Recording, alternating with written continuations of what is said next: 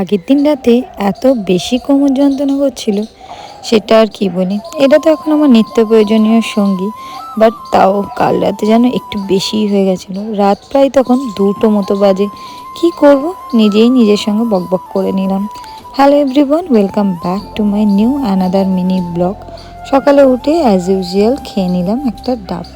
এইটা হচ্ছে আমাদের গাছের ডাব, কারণ দিন দিন ডাবের যা দাম বাড়ছে, কিনে খাওয়ার তো সামর্থ্য নেই, তাই গাছ থেকে পাড়িয়েই খাই। আর নিজেদের থাকতে কিনতে যাবো বা কেন। বাই দ্য ওয়ে, অনেক দিন পর কিন্তু চা খেলাম। আমি একদমই চা লাভার নই, বাট আজকের একটু যেন সকালে হালকা হালকা শীত করছিল আর সবার জন্য চা বানানো হচ্ছিল, তাই ভাবলাম আমিও একটু আদা দিয়ে চা খাই। মাকে বলেছিলাম আজকের মেনুটা একদম সিম্পল রাখতে, কারণ কয়েকদিন ধরে মাছ মাংস খেয়ে খেয়ে আর একদমই ভালো লাগছে না। তাই বেগুন পোড়া করলাম। বেগুন পোড়া তো কম বেশি দেখি সবারই ফেভারিট, আর আমারও খুব পছন্দের। গরম গরম ভাতে যদি বেগুন পোড়া হয়, আর সত্যি ভাত যদি ধোঁয়া ওটা হয় না, উফ, যা খেতে লাগে না, তোমাদেরকে কি বলবো। যারা একদম খেতে ভালোবাসে না, তারাও কিন্তু অবশ্যই একবার হলে ট্রাই করো, ভীষণ ভালো খেতে লাগবে। বেগুনের মধ্যে চিড়ে চিড়ে লঙ্কা আর একটু রসুন দিয়ে দিও কয়েক কোয়া, তাহলে দেখবে আরও টেস্ট বেড়ে গেছে। এই সবগুলো খাওয়ার পরে কি আর করব, একটু হচ্ছে ঘুম দিলাম।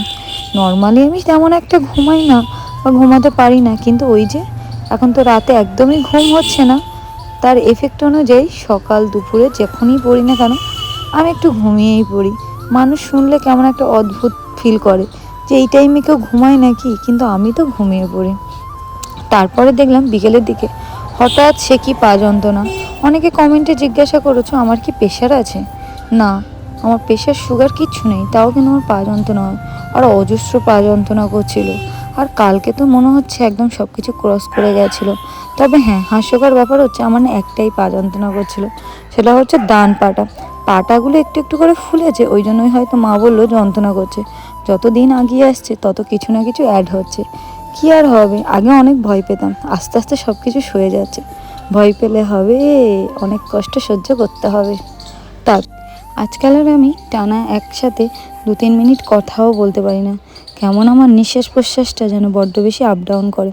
তোমরা আমার ভিডিও যদি একটু ভালো করে শুনে থাকো, তাহলে দেখবে সেখানে আমার নিঃশ্বাসের একটু বেশি শব্দ শোনা যায়, কেমন একটা দমটা যেন হাইফাই হাইফাই করে।